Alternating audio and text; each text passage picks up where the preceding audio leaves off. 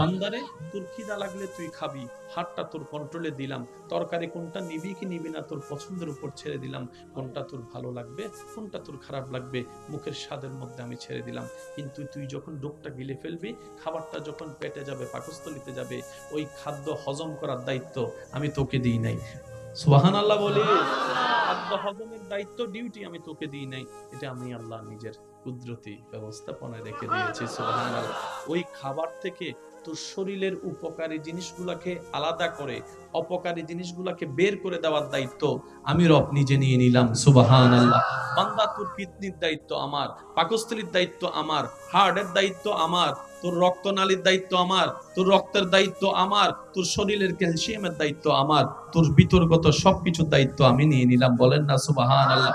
বান্দারে রাত্রেবেলা তুই সারাদিন পরিশ্রম করে যে শরীরের ক্লান্ত শরীর নিয়ে তুই ঘুমাতে যাবি, তুই ঘুমাতে যাবি ঠিকই, ঘুমটা তুই চাইলে আনতে পারবি না। অনেকে বিছানার মধ্যে নিয়ে ছটফট করতে থাকে ঘুম আসে না বলে।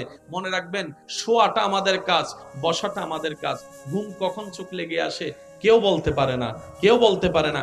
কয়টায় শুয়েছে এটা বলতে পারে, কয়টায় চোখ লেগেছে কেউ বলতে পারে না, কেউ বলতে পারে না। আর ঘুম না হলে শরীর ভালো থাকে না, শরীর ভালো না থাকলে কাজ করা সম্ভবপর নয়, মন মানসিকতাও ভালো থাকে না। রব বলে যে তুই শুবি, তুই বসবি, তোর চোখের মধ্যে মায়া করে হাত বুলাই দিয়ে ঘুমের ব্যবস্থা আমি রবই করে দিব। তিনি আমাদের রব্বুল আলামিন। যদি কষ্ট না হয় আওয়াজটা একটু বড় করে দেন, তিনি আমাদের রব্বুল আলামিন। বেশিরভাগ দায়িত্ব আল্লাহ নিজে রেখে দিয়েছে। আজকে দুপুরে আল্লাহর দয়ায় যারা যারা ভাত খেয়েছেন তারা একবার বলি মারহাবা। যদি প্রশ্ন রাখি ভাইয়া ভাতটা কোত্থেকে, বলে যে চাউল থেকে। চাউলটা কোথায় ছিল, বলে যে ড্রামে বা বস্তায় ছিল। এটা কোথায় ছিল, দোকানে ছিল। দোকান থেকে আসলো কোত্থেকে, মিল থেকে। মিল আসলো কোত্থেকে, যখন খবর নিয়ে দেখা যায় এই এলাকায় আপনি আজকের দুপুরের যেইটুকু ভাত খেয়েছেন, এই ধানটা চাউলটা আল্লাহ তাআলা আপনাকে আজকের দিনে দুপুরে খাওয়ার জন্য ৬-৭ মাস আগে উত্তরবঙ্গে কোন একজন কৃষককে আল্লাহ মাথায় নামিয়ে দিয়েছেন, মাঠে নামিয়ে দিয়েছেন। তার ভিতরে একটা কৃষি কাজের প্রেম ঢুকিয়ে দিয়েছেন, কৃষি কাজ করার একটা চাওয়া ঢুকিয়ে দিয়েছেন। আমাদের সমাজে বর্তমানে তো কৃষি কাজের কোনো দাম নাই, অথচ সবচাইতে সম্মানিত পেশা হচ্ছে কৃষি কাজ করা। যে কাজকে নবী রাসূলের মতো গ্রেটেড বান্দারা পর্যন্ত সম্মানের সাথে আপন করে নিয়েছেন। সুবহানাল্লাহ। দুর্ভাগ্য আমাদের, আমরা কৃষি কাজকেও সম্মান দিতে জানি নেই, যারা কৃষক করে আমাদের জন্য ফসল উৎপাদন করে তাদেরকেও আমরা মূল্যায়ন দিতে জানিনি, যার কারণে দিন দিন কৃষি কাজ থেকে মানুষ সরে যাচ্ছে। আপনার কাপড় একটা দিয়ে তো আপনি 1 সপ্তাহ, 1 মাস, 1 বছরও চলতে পারবেন, কিন্তু খাবার ছাড়া তো আপনি 2টা দিনও 3টা দিনও চলতে পারবেন না। তাহলে সেই খাবার যে কৃষকরা উৎপাদন করছে রোদে শুকিয়ে বৃষ্টিতে ভিজে, তাদেরকে উপযুক্ত সম্মান যদি দিতে না জানি, সামনে আর কৃষক মাঠে নামবে না। যার ফলে দেখা যাবে আমাদের এই পৃথিবীতে খাদ্য সংকট দেখা যাবে, খাদ্য সংকট দেখা যাবে। কারণ রোপণ করলে তো হয় না, রোপণের একটা সিস্টেম আছে যেটা আপনি আমি জানি না, কৃষকরা জানে। ওনারা আকাশ দেখলে বুঝতে পারে, মাটি দেখলে বুঝতে পারে, বীজ দেখলে বুঝতে পারে। এটা রব তাদেরকে সে কোয়ালিটি দান করেছেন। ওই কৃষকদেরকে মূল্যায়ন করা যথেষ্ট দরকার এবং কর্তব্য বর্তমান সময়ে আমাদের। আল্লাহ আমাদেরকে বুঝার তৌফিক দান করুক, আমিন। ইমানদার ভাই একটু মনোযোগ দিয়ে শ্রবণ করবেন। আপনাকে আজকের দিনে দুপুরে আপনার যে খিদা লাগবে, আপনি চিন্তা করছেন 12টা বাজে, খাইছেন 2টা বাজে, কিন্তু আপনার রব আপনাকে এই জিনিসটা করানোর জন্য, খাওয়ানোর জন্য 650 6 মাস 7 মাস আগে কৃষক নামায় দিছে। ও কৃষক নাম, ধান লাগা, আমার বান্দা খাবে তো, আর রিজিকের দায়িত্বটা তো আমি নিয়েছি, সেজন্য আমি সবকিছু ব্যবস্থা করে দিই। সুবহানাল্লাহ। এবার আওয়াজ দিয়ে বলুন তো, রিজিকের মালিক কে? সম্মান দেওয়ার মালিক, হায়াতের মালিক, মওতের মালিক, ধন সম্পদ দেওয়ার মালিক, জ্ঞান দেওয়ার মালিক, সুস্থতা দেওয়ার মালিক, শক্তি দেওয়ার মালিক ওই আল্লাহ আছে না নাই? দেখে কি দেখে না? শুনে কি শুনে না? দিতে পারে কি পারে না? নিতে পারে কি পারে না? বিচার করতে পারে কি পারে না? রহমত করতে পারে কি পারে না? দেখে কি দেখে না? তো সেই আল্লাহ যার কাছে আছে, তার কোনো টেনশন থাকে না। টেনশন কাদের? যাদের মনে সেই বিশ্বাসটা নাই তারা টেনশন করে, আর যাদের মনে সেই বিশ্বাসটা আছে আমার আল্লাহ আছে, রব তাদেরকে নিরাশ করে না। তাদের বিশ্বাস অনুযায়ী আল্লাহ তাদেরকে দয়া করে গর্ত থেকে মাটিতে তুলে হাঁটার ব্যবস্থা করে দেন। সুবহানাল্লাহ। আরেকটু জোরে বলি সুবহানাল্লাহ। আল্লাহ পাক আমাদের সবাইকে সেই বিশ্বাসী ওয়ালা গ্রেটেড বান্দাদের ভিতরে আমাদেরকেও শামিল হয়ে থাকার তৌফিক দান করুন। এবার আসুন ভাইয়েরা, সারা দিন কাজ করলে যদি কষ্ট না হয় একটু মনোযোগ দিবেন ভাইয়া। বর্তমান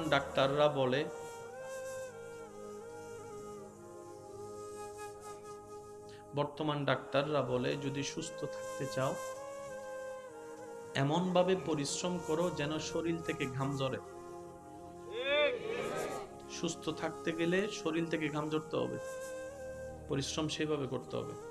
যার কারণে যে সমস্ত মানুষ শরীর থেকে ঘাম ঝরার মতো কোনো সুযোগ নাই, তারা কি করে কিছু কিছু জিনিস কিনে ফেলে দৌড়ানোর জন্য। রুমের মধ্যে সে দৌড়ানোর কি একটা জানি নাম, ওইটাকে রেখে ওইটার উপর দৌড়াইতে থাকে, গাম জড়াইতে থাকে, দৌড়াইতে থাকে, গাম জড়াইতে থাকে। একটু বুঝে উত্তর দেন না রে ভাই। কোটি কোটি টাকার মালিক ডাক্তার বলে যে সুস্থ থাকতে চাইলে দৌড়াইতে হবে, হাঁটতে হবে, শরীর থেকে ঘাম ঝরতে হবে। ইশারায় বলছি, বুঝে নেন। অনেকে বডি বানানোর জন্য বিভিন্ন জায়গায় গিয়ে কত টাকা নষ্ট করে, কত চেষ্টা করে, কত খাবার খায়, কত ডাইটিং করে। আর যারা মাটি কাটে নমাতে, যারা মাটি কাটে তাদের শরীর কেমন? Body builder. যারা মাটি থেকে আপনার নদী থেকে যারা বালি তুলে তাদের বডি গুলা দেখবেন,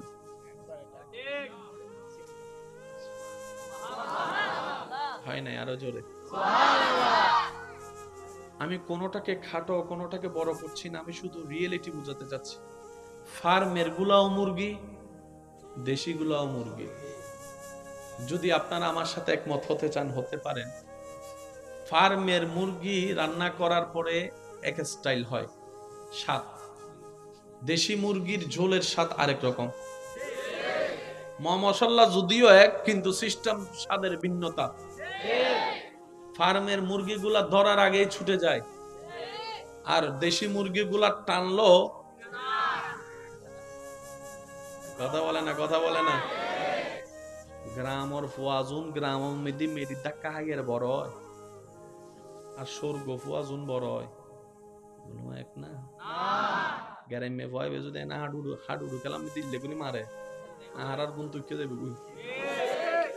মাথাও না, ঠিক না বেটে খাওয়া না। কি বুঝাতে চাচ্ছি? মানুষ গ্রাম পছন্দ করে না, শহর অভিমুখী চলতে থাকে।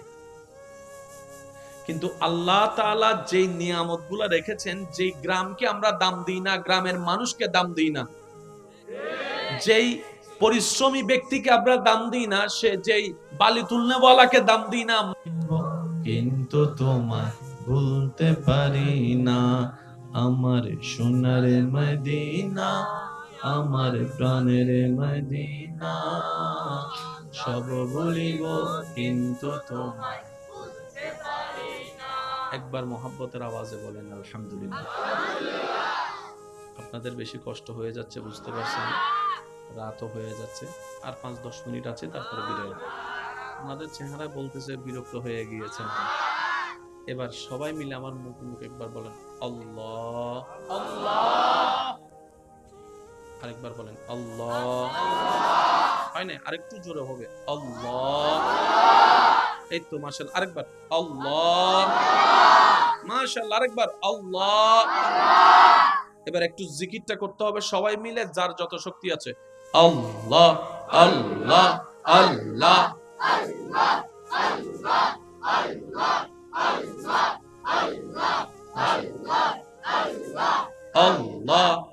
আল্লাহ আল্লাহ আল্লাহ আল্লাহ আল্লাহ আল্লাহ আল্লাহ। আল্লাহ, আল্লাহ, আল্লাহ।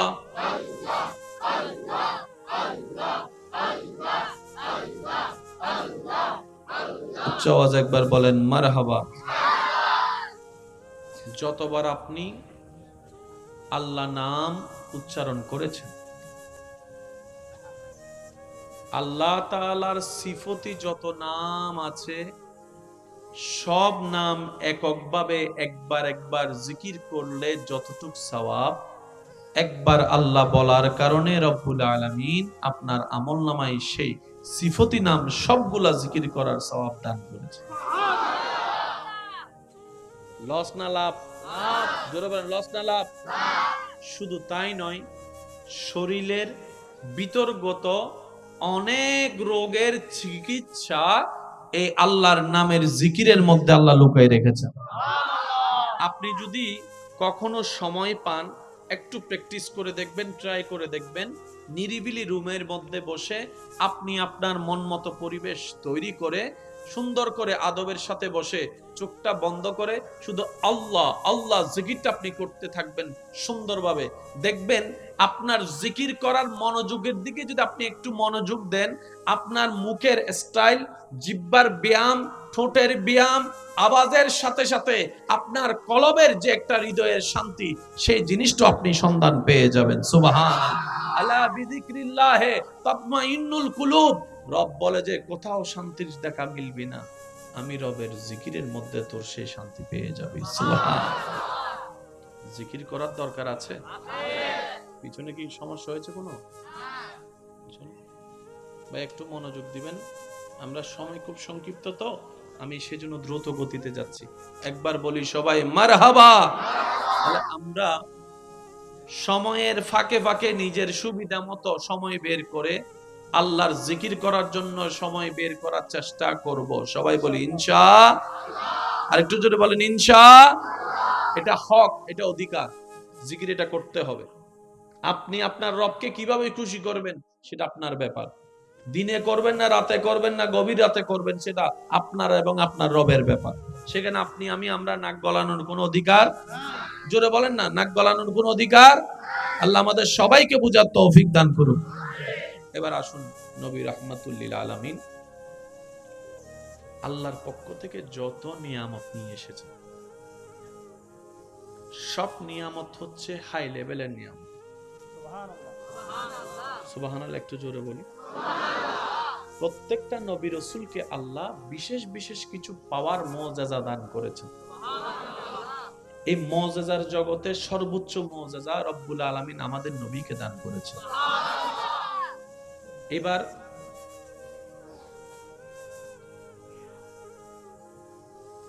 নবীজি আল্লাহর হুকুমে আঙ্গুল তুলেছেন, চাঁদ 2 ভাগ হয়েছেন। আমরা না দেখে মানি। একটু জোরে বলি, আমরা না দেখে মানি। নবীজি রাস্তা দিয়ে হেঁটে যাচ্ছেন, পাথর নবীকে সালাম দিয়েছেন। আমরা না দেখে মানি। আমরা না দেখে, এটা বড় সৌভাগ্য যে আমরা না দেখে মানি, প্রমাণ ছাড়াই মানি।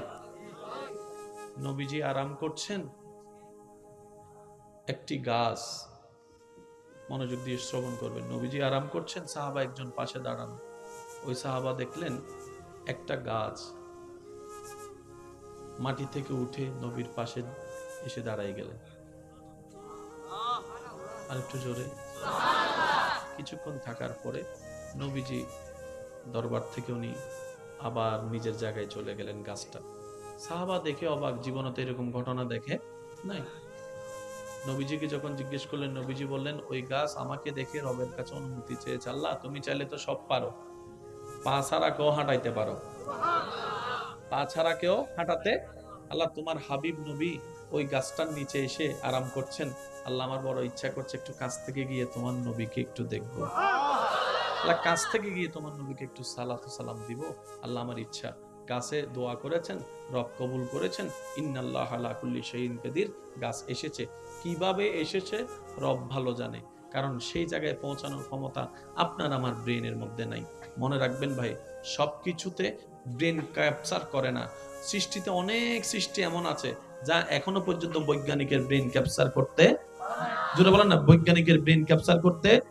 পৃথিবী সৃষ্টির পিছনে বিজ্ঞানের থিওরি বিগ ব্যাং সবাই বলে, কিন্তু বিগ ব্যাং এর শুরু থেকে শেষ পর্যন্ত সমস্ত প্রসেস এখনো পর্যন্ত ব্রেন ক্যাপচার করতে পারে নাই। সেজন্য মুসলমানরা বড় সৌভাগ্যবান। আল্লাহ এবং রসুলের ব্যাপারে, ইসলামের ব্যাপারে চোখ বন্ধ করে আমরা ঈমান এনেছি, বিশ্বাস করেছি বলেন না সুবহানাল্লাহ। নবীজি বলেছেন পরকাল আছে, আমরাও বললাম পরকাল আছে। নবীজি বললেন কবরে প্রশ্ন হবে, আমরাও প্রস্তুতি নেওয়ার চেষ্টা করছি কবরের প্রশ্নের জন্য। নবীজি বললেন জিব্রাইল নামক ফেরেশতা আছে, আমরাও মেনে নিলাম। ইসরাফিল, মিকাইল, আজরাইলের সাথে জীবনে কোনোদিন দেখা হয় নাই, কিন্তু নবী বলেছেন আমরা মেনে নিয়েছি। এটাই মুসলমানদের ঈমান। সুবহানাল্লাহ। মনোযোগ আছে? আল্লাহ তাআলা আমাদের নবীকে অনেক ধরনের অলৌকিক ক্ষমতা দিয়েছেন, তো ওগুলাতে আমরা বিশ্বাস করি, মানি। এখন কি আর চাঁদ বিভাগের ঘটনা আমরা দেখাতে পারবো?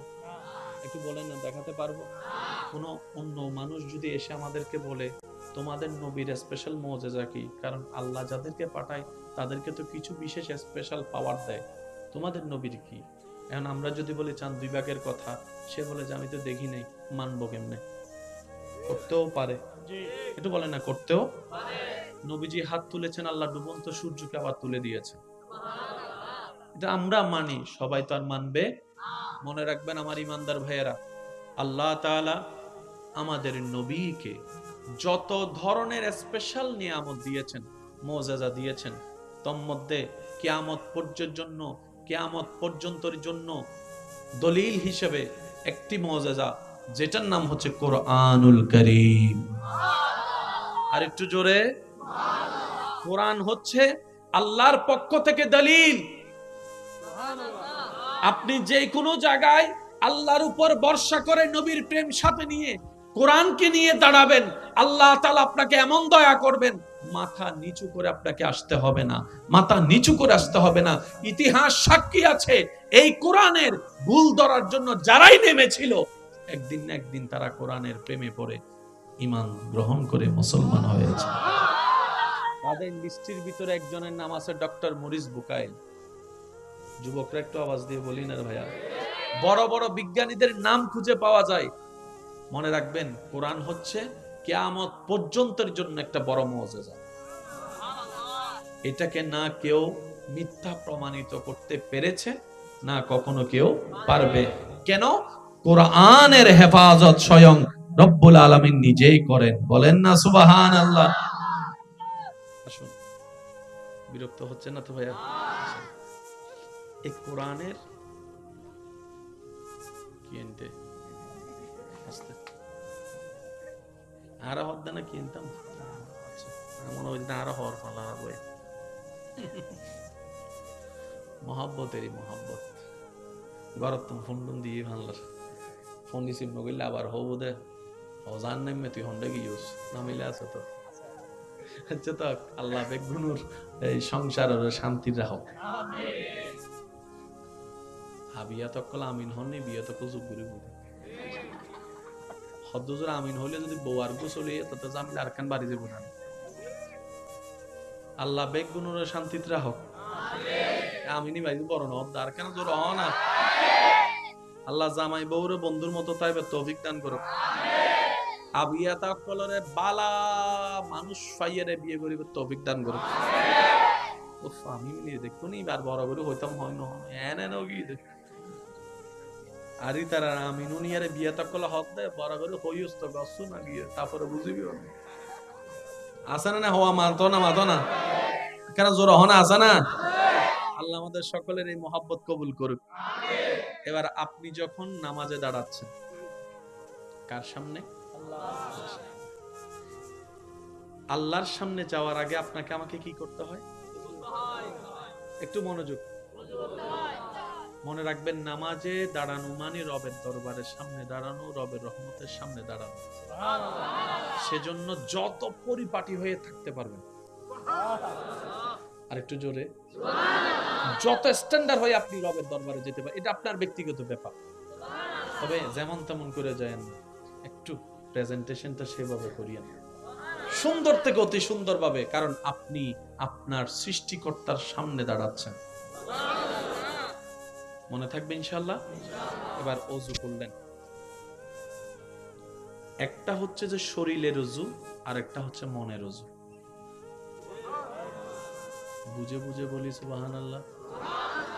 একটা হচ্ছে বাহ্যিক ওযু, যেটা আমরা করি, রবের দরবারে ভিক্ষা চাই, আল্লাহ যেন আমাদেরকে এমন দয়া করে একদিন যেন আমরা মনের ওযুটাও করে ফেলতে পারি। ওযু করে আমরা অপবিত্র থেকে পবিত্র বানাই মুখকে, হাতকে, পাকে, শরীরকে, সবকিছুকে ধুয়ে ওযুর নূর দিয়ে আমরা নিজেকে পবিত্র বানাই। আল্লাহ যেদিন দয়া করবে, কলবের ওযু হয়ে যাবে, মনের ওযু হয়ে যাবে।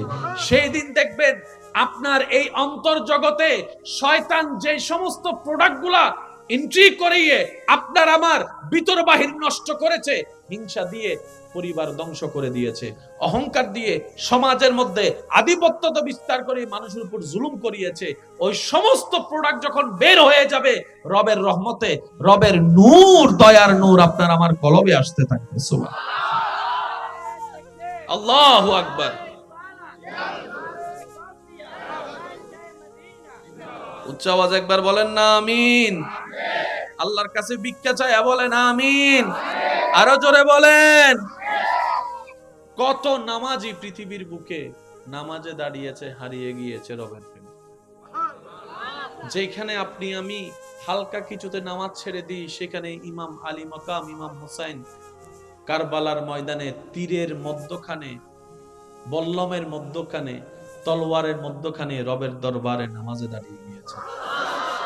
রুকুতে আছে, খবর নাই কোথায় আছে, পেটে কি খিদা আছে কি নাই মনে নাই, পিছন থেকে কে হামলা করবে কি করবে না সেই ভয় নাই, নামাজে দাঁড়িয়েছে তো হারিয়ে গিয়েছে রবের প্রেম, রবের প্রেম সাগরে হারিয়েছে।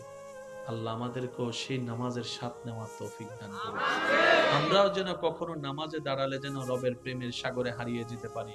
আল্লাহ আমাদেরকেও সেই প্রেম দান করুন। সিজদার কি মজা, নামাজের সিজদার কি মজা, একবার দিয়ে তো দেখেন, একবার দিয়ে তো দেখেন মন থেকে। যখন আপনার কপাল ঝুঁকার আগে দিল ঝুঁকে যাবে, আপনি নিজেই বলবেন এটার মতো শান্তির জগৎ আর কিচ্ছুই হতে পারে না, আমার রবের দরবারে মাথা ঝুঁকানোর মতো ইজ্জত আর কোন জায়গায় হতে পারে না। সুবহান নারে তাকবীর, আল্লাহু আকবার, নারে রিসালাত, নারে গাউসিয়া, আহলে সুন্নাত ওয়াল জামাত, আল্লামা সৈয়দ মুকাররম বারী মাদ্দাজিল্লাহুল আলী। বর্তমান যতগুলা ভালো ভালো ডাক্তার আছে, এই কিছুদিন আগে নজরে আসলো একজন অন্য ধর্মের বড় ডাক্তার বলছেন মুসলমানদের 5 ওয়াক্ত নামাজ আমার বড্ড পছন্দ। আরেকটু আস্তে। উনি ওনার বক্তব্যে যে বিষয়টা তুলে ধরতে চেয়েছেন, যার মূল কথা হচ্ছে যে যারা 5 ওয়াক্ত নামাজ পড়বে, এই 5 ওয়াক্ত নামাজের ভিতরে যতবার রুকু করে কোমর ভাঙবে, যতবার সিজদার মধ্যে গিয়ে মাথা ঝুঁকাবে, হাত রাখবে, হাঁটু ভাঙবে, কোমর ভাঙবে, যতবার বৈঠকে বসে তার পা গুলাকে সুন্দর করে ভাঁজ করে রাখবে, যতবার পানি দিয়ে ওযু করবে, যতবার মুখ ধুবে, যতবার হাত ধুবে, যতবার কুলি করবে, উনি বলছেন আমি গবেষণা করে দেখেছি মুসলমানরা যে স্টাইলে আপন রবের দরবারে নামাজের মাধ্যমে হাজিরা দেয়, এই সিস্টেমটা এই মানুষের জন্য সুস্থ থাকার জন্য, শারীরিক সুস্থতার জন্য, মানসিক সুস্থতার জন্য, রোগ প্রতিরোধ ক্ষমতা বাড়ানোর জন্য, শরীরের সমস্ত কিছুকে অ্যাক্টিভ রাখার জন্য এবং মানসিক প্রশান্তির জন্য এই সিস্টেমটা বড় দরকার। সুবহানাল্লাহ। আল্লাহ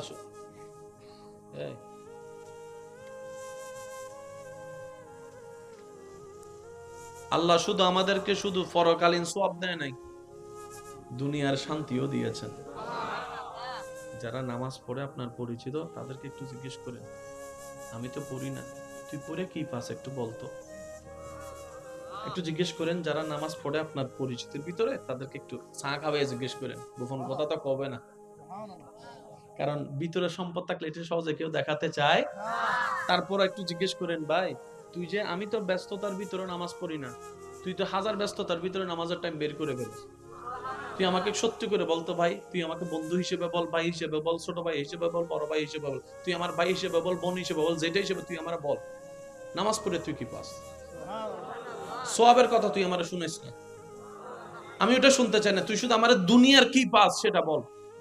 সে আশেক উত্তর দিবে,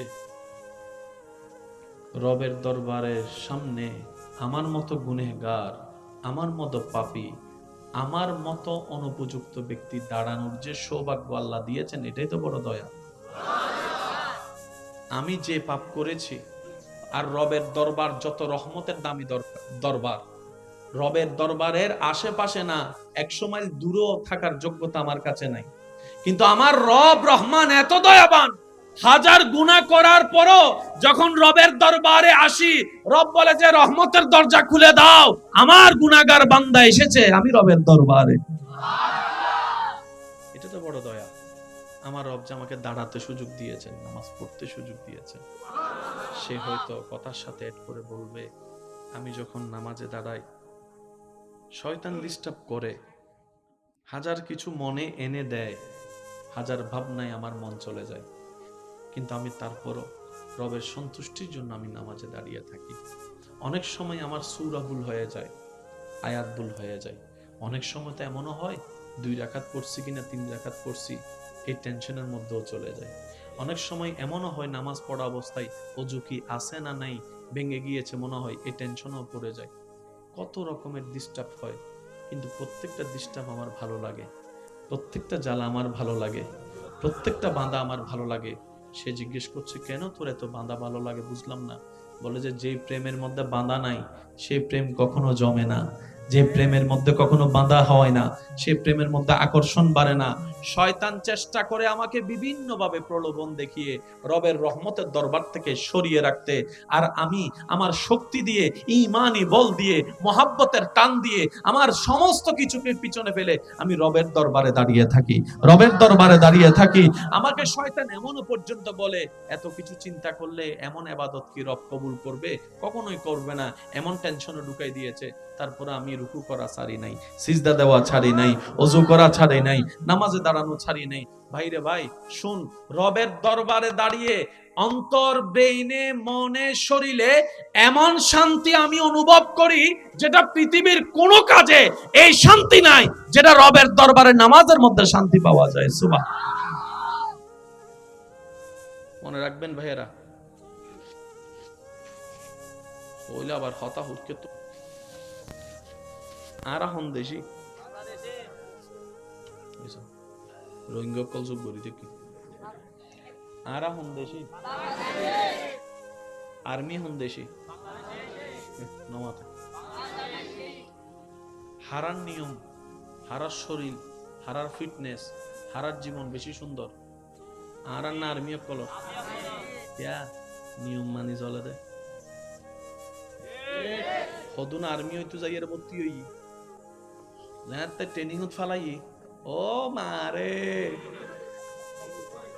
না ওনারা ন জানান ফানলার কেন তো জানিলে কেন আওয়াজ দিয়ে হন না দাই দিল্লা আছে না যেতে শীতকালে তারা ভরুন নামাই দি তো মনে মনে হতে আয় যদি অফিসার হইতাম কেন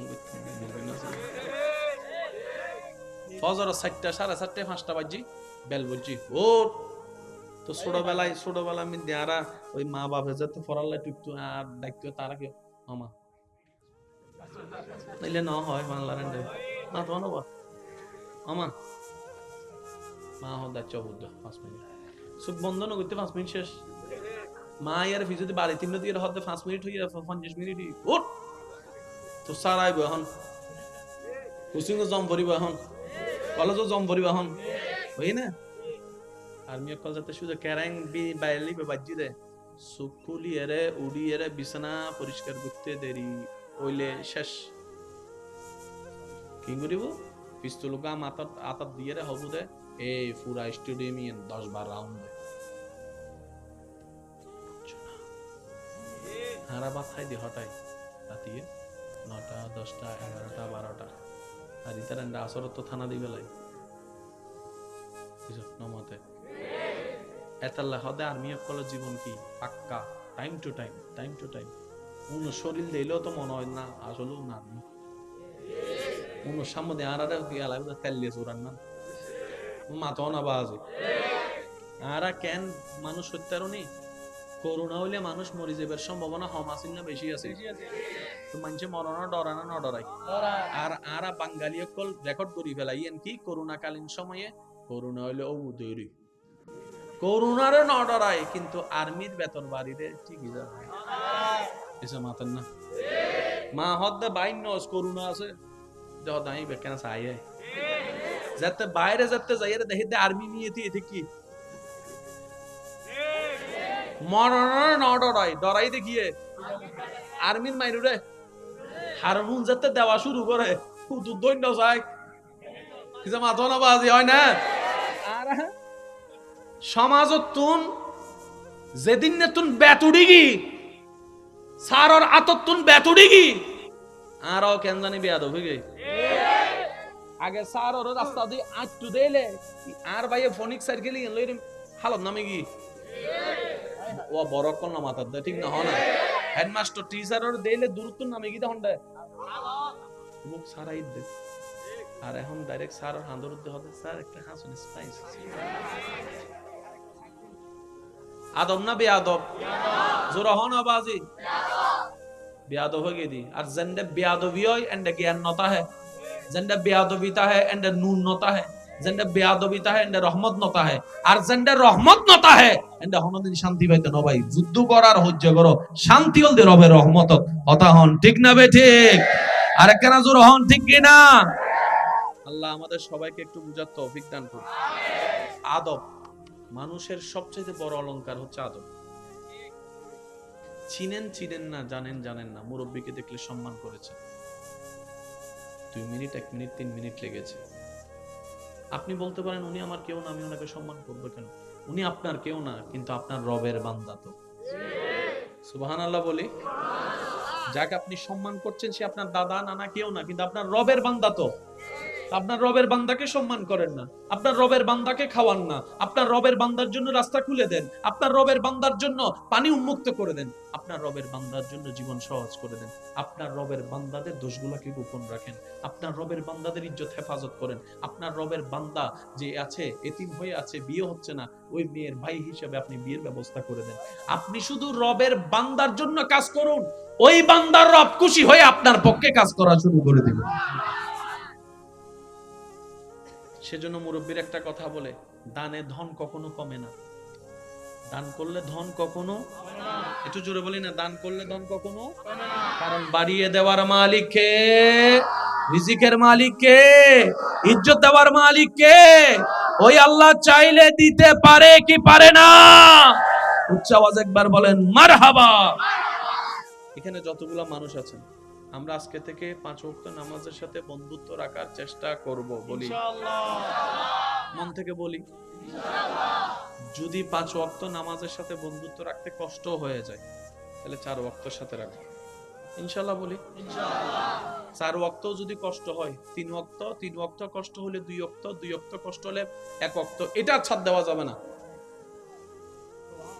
কয় ওয়াক্ত যারা 5 ওয়াক্ত নামাজের সাথে বন্ধুত্ব নাই আমি অনুরোধ করব 1 ওয়াক্ত দিয়ে শুরু করেন অন্তত এক সপ্তাহ 1 ওয়াক্ত করে পড়েন অন্তত আসর ওয়াক্ত শনিবার আসর রবিবার আসর সোমবার আসর মঙ্গলবার আসর পড়তে থাকেন যখন আপনার জাই নামাজের সাথে একটা প্রেম হয়ে যাবে সুবহানাল্লাহ আর একটু আস্তে সুবহানাল্লাহ দেখতে দেখতে তো প্রেম হয় জাই নামাজ দেখতে দেখতে যদি প্রেম হয়ে যায় মসজিদের রাস্তায় হাঁটতে হাঁটতে আসরের জন্য যে গিয়েছেন প্রেম হয়ে যায় মসজিদ দেখে যদি প্রেম হয়ে যায় দেখবেন ওই 1 ওয়াক্ত আপনাকে 2 ওয়াক্তওয়ালা নামাজি বানায় দিবে 1 থেকে 2 হয় 2 থেকে 3 হয় আমরা অনেক সময় 5 ওয়াক্ত একসাথে চেষ্টা করার কারণে একদিন 2 দিন 3 দিন থাকি তারপরে একটা যখন ছোটে আর স্পিড খুঁজে পাই না নিচে থেকে যান না আপনার রব তো দেখছেন হ্যাঁ 5 ওয়াক্ত ফরজ নাই মামার চাইতে কানা মামা ভালো অন্তত রবকে বলতে পারবেন আল্লাহ 1 ওয়াক্ত দিয়ে তোমার প্রেমিক হওয়া শুরু করেছি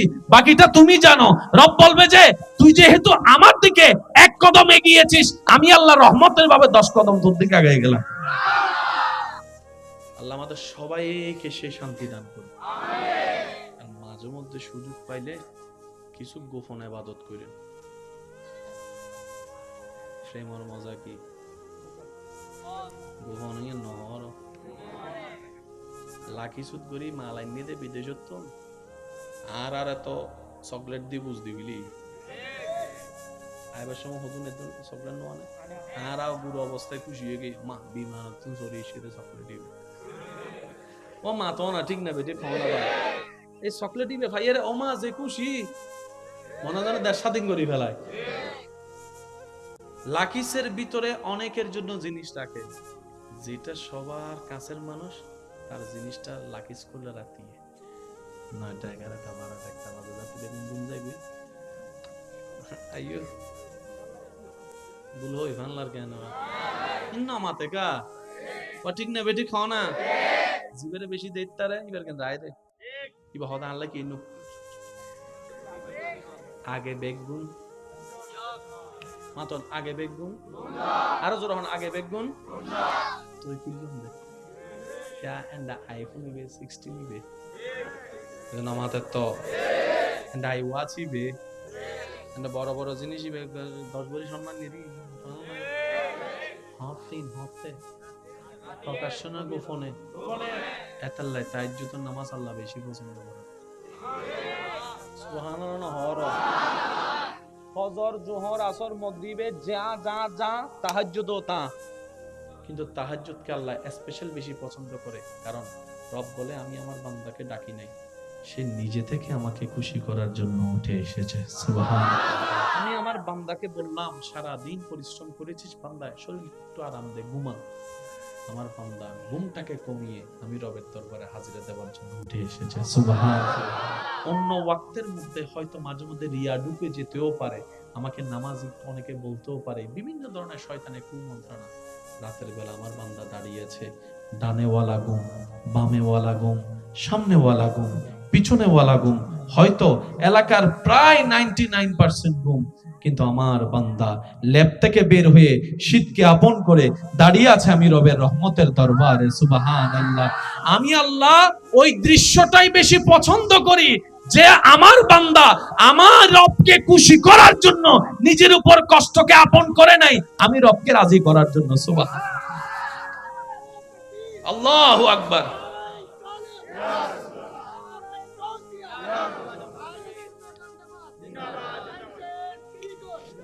উচ্চ আওয়াজ একবার বলি মারহাবা হৃদয়নালাটা খুলে দাও না হৃদয়ের না প্রভুর প্রেমে মন সাড়া সবাই মিলে পড়ি একবার হৃদয়ের জানালাটা খুলে দাও না প্রভুর প্রেমে মন বিশ্ব মালিক যিনি আল্লাহ মহান সৃষ্টি তার এই নিখিল জাহান সুবহানাল্লাহ আল্লাহ আল্লাহ রবে সবই দিবানা প্রভুর প্রেমে মন সাড়া দাও না সবাই হৃদয়ের জানালাটা খুলে দাও না প্রভুর প্রেমে মন একবার বলি আলহামদুলিল্লাহ নবীজি রহমতুল্লিল আলামিন সারা রাত এমন ভাবে দাঁড়াতেন নামাজে পা মোবারক ফুলে যেত মুসা নবীর উম্মত থাকলে সুবহানাল্লাহ বলিয়েন না ঈসা নবীর উম্মত থাকলে চুপ করে থাকেন নবী রহমতুল্লিল আলামিনের উম্মত যারা আছেন তারা একবার বলেন সুবহানাল্লাহ নবীজি এমন ভাবে দাঁড়াতেন আপনারা সবাই জানেন আমি শুধু মনোযোগ চাচ্ছি যেদিকে আপনারা জ্ঞানী মানুষ সেদিকে একটু মনোযোগ দিবেন হাদিস 1000 বার শুনেছেন নবীজি এমন ভাবে ইবাদতে দাঁড়াতেন পা মোবারক ফুলে যেত আমাকে একটু বুঝাই বলবেন, কতটুক দাঁড়ায় থাকলে, কতক্ষণ দাঁড়ায় থাকলে পায়ের মধ্যে ফুলা আসে? কত ঘন্টা হতে পারে? কত ঘন্টা হতে পারে যে যত ঘন্টা দাঁড়ালে পায়ের মধ্যে ফুলা আসতে পারে? আম্মা জানা আয়েশা সিদ্দিকা রাদিয়াল্লাহু আনহা জিজ্ঞেস করলেন, নবীজি বললেন, আয়েশা, আমার রব আমি না চাইতে আমাকে এত দয়া দান করেছেন। আমার রব আমি নবীকে ইমামুল আম্বিয়া বানিয়ে দিয়েছেন, মেরাজের দুলা বানিয়ে দিয়েছেন, সাহেবে কোরআন বানিয়ে দিয়েছেন। আমার আল্লাহ আমাকে এই অফুরন্ত যে দয়া দান করেছেন, আমি কি আল্লাহর শুকরিয়া আদায় করব না? আমি কি শুকরিয়া আদায় করব না? সুবহানাল্লাহ বলেন না। আমি কি একটু আমার রবের শুকরিয়া মন ভরে করব না? পা যাইরা যাক না, আমার রবের জন্যই তো আমার পা, আমার মন, আমার ধন, আমার তন, আমার সবকিছু আমার রবের জন্য। আমার নামাজ আমার রবের জন্য, আমার সিজদা আমার রবের জন্য, আমার রোজা আমার রবের জন্য, আমার কুরবানি আমার রবের জন্য, আমি মুস্তাফার হায়াত আমার রবের জন্য, আমার দুনিয়া থেকে যাওয়া আমার রবের জন্য, আমার সবকিছু আমার রবের জন্য। সুবহান।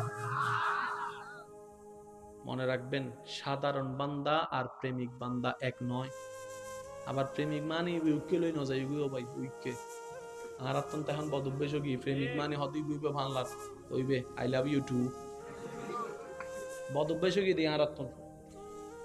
মা সন্তানের ভিতর প্রেম হতে পারে না? বলেন আপনারা ভাই। ভাই বোনের সাথে প্রেম হতে পারে না? কোন ভাই এই পর্যন্ত বোনকে আই লাভ ইউ বলছে? কোন বোন ভাইকে আই লাভ ইউ বলছে? কোন সন্তান মা বাবাকে আই লাভ ইউ বলে না, মা বাবা সন্তানকে আই লাভ ইউ বলে না। এই সম্পত্তি ছিল পবিত্রতার সম্পত্তি, নিয়ে গেছে হাইজ্যাক করে বাটফাররা। আজকে সেটাকে অপবিত্র বানাই দেওয়া হয়েছে। কথা বলেন ঠিক কি না? এই আই লাভ ইউ সবচেয়ে বেশি তো সন্তানের সাথে মা বাবার হওয়ার কথা ছিল। বিয়ে করার আগে ডেইলি 100 বার আই লাভ ইউ। একই মানুষ বিয়ে করার পরে সপ্তাহে একবার আই লাভ ইউ বলে না, যে এমনও আছে। বুঝতে পারছি কথা? আমরা সব সময় ওই নেগেটিভটা নিতে চাই, পজিটিভ নিতে চাই না। আপনি দেখেন ফেসবুকের মধ্যে ভালো জিনিস যদি দেন, লাইক কমেন্টস পাইতেন না। অন্যের একটা দোষ বলেন, শত শত লাইক কমেন্টস আপনার কাছে আসবে। আমাদের এটা নষ্ট হয়ে যাচ্ছে, এটা নষ্ট হয়ে যাচ্ছে। সেজন্য সমাজটাই পুরো নষ্ট হওয়ার পথে আছে। কথা বলেন ঠিক কি না? ইমানদার ভাই একটু মনোযোগ দিবেন। সাধারণ বান্দার প্রেমিক বান্দা কখনো এক হতে পারে না। রবের বান্দাদের লিস্টিতে এমন কিছু প্রেমিক বান্দা আছে যাদেরকে রব্বুল আলামিন এমন ভাবে দয়া করেছেন, হাজার হাজার হাজার বছরের পথ রব্বুল আলামিন সেকেন্ডের আগে পার করে দিয়েছে। একটু মনোযোগ দিয়ে শ্রবণ করবেন। মনোযোগ আছে তো সবার ইনশাআল্লাহ? হযরত মূসা আলাইহিস সালামের যুগে একজন উম্মত পাপের রাজ্যে যে অনেক বিশাল অপরাধ, সমাজে পরিবারে সবার কাছে সে পাপী আসামি। মানুষ তার উপর বিরক্ত হয়ে তাকে গ্রাম থেকে বের করে দিয়েছে।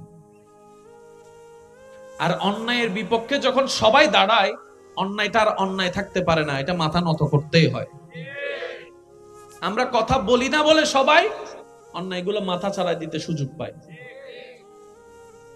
সবাই যখন ওনাকে আলাদা করে বের করে দিল, কেউ নাই আপন পর, কেউ নাই, ধীরে ধীরে শরীরের রোগ হতে হতে হতে হতে মরণ খুব কাছে চলে আসছে, উনি মারা যায়। আল্লাহ তাআলা এদিকে বান্দার জগতের শ্রেষ্ঠ বান্দা তৎকালীন হযরত মূসা নবীকে আল্লাহ পাক হুকুম দেয়, মূসা অমুক শহরে অমুক এলাকায় আমার একজন বান্দা মারা গিয়েছে, সবাই তাকে আলাদা করে দিয়েছে, কেউ গোসল দিচ্ছে না, তাকে একটু গোসল দিয়ে কাফন পরাই, তাকে একটু কবরস্থ করো। আল্লাহর হুকুমে মূসা নবী সেই গ্রামে গেলেন।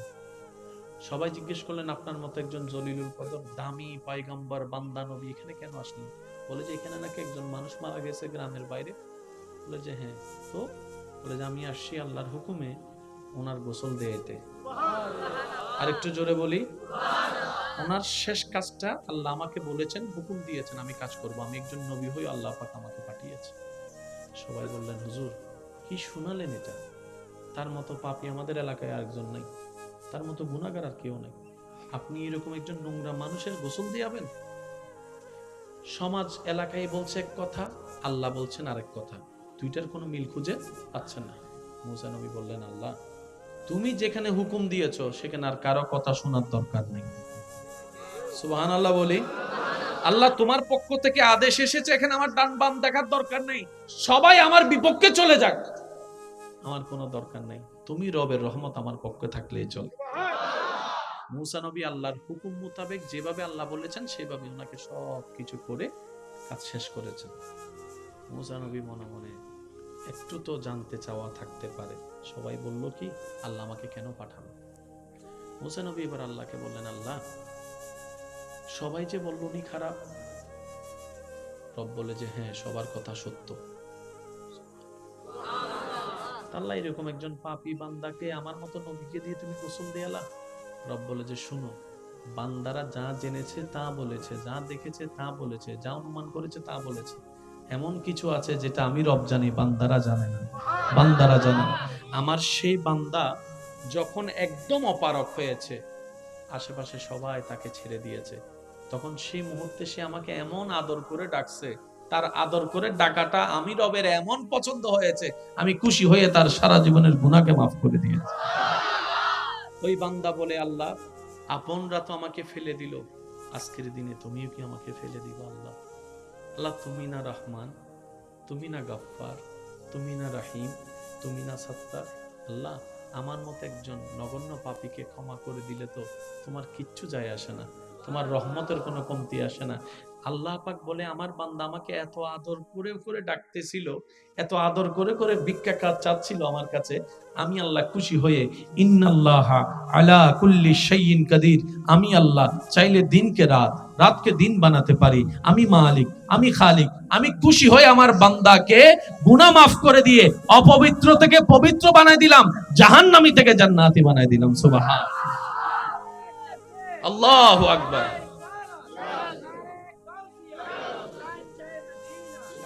উচ্চ আওয়াজ একবার বলেন মারহাবা।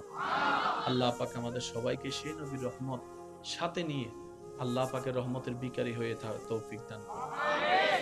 শেষ একটা কথা বলে বিদায় নিব।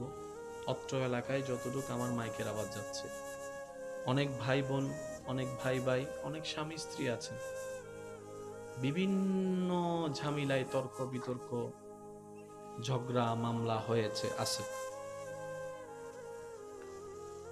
আল্লাহর ওয়াস্তে এমন কিছু রেখে যায়েন না যেটা আপনি টানার ক্ষমতা আছে কিন্তু আপনার ছেলে মেয়ের টানার ক্ষমতা নেই। আপনি এখন যেভাবে মামলা টানছেন, যে খরচ করছেন, যে সময় দিচ্ছেন, আপনার অবর্তমানে আপনার 10 ছেলে মিলেও আপনি একজনের কাজ করতে পারবেন।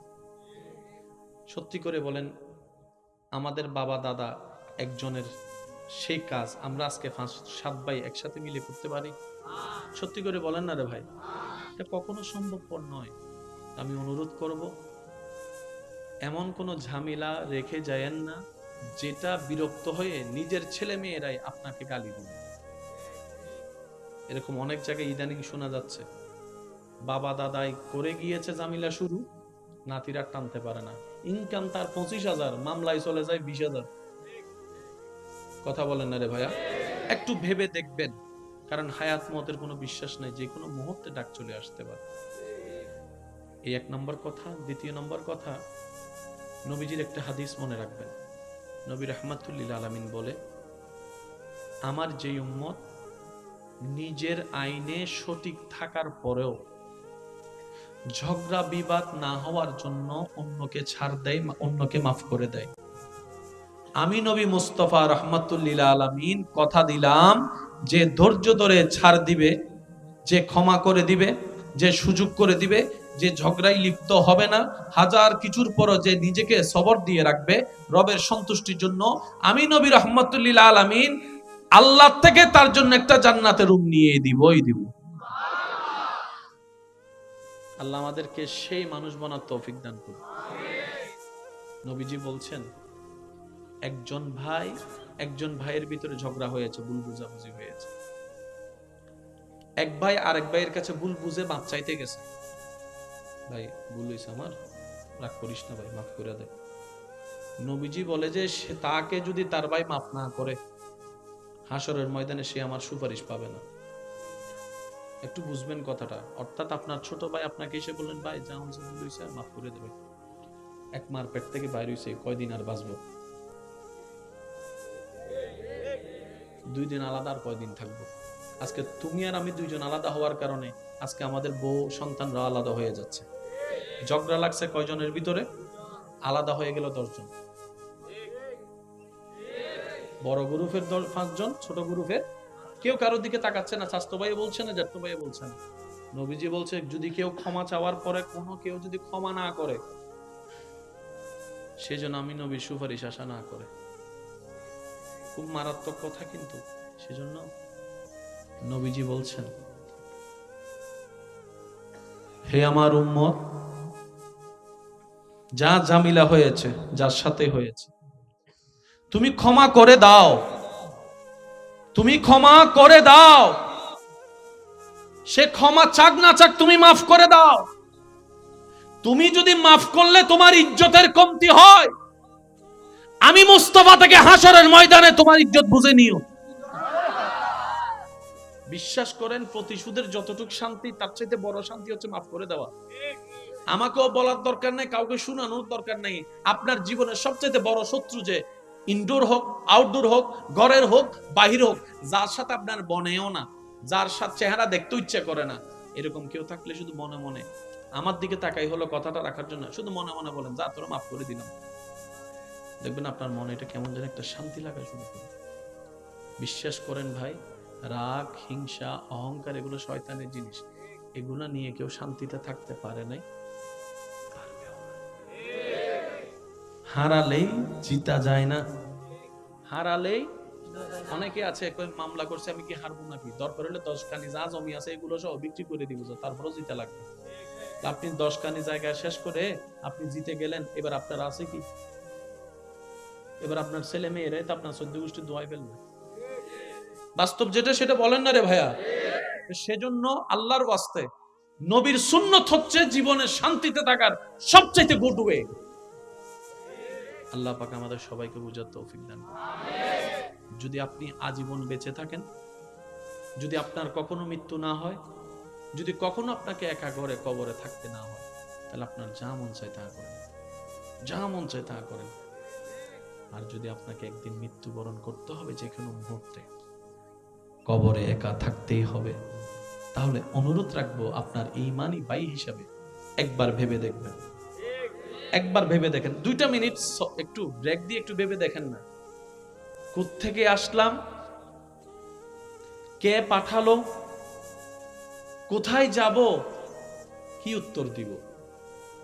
আপনার সমস্ত প্রশ্নের উত্তর এখানে চলে আসবে। মনে রাখবেন, অন্যের মুখে হাসি ফুটে যে শান্তির দেখা আপনি পাবেন, এই শান্তি আর কোথাও পাবেন না।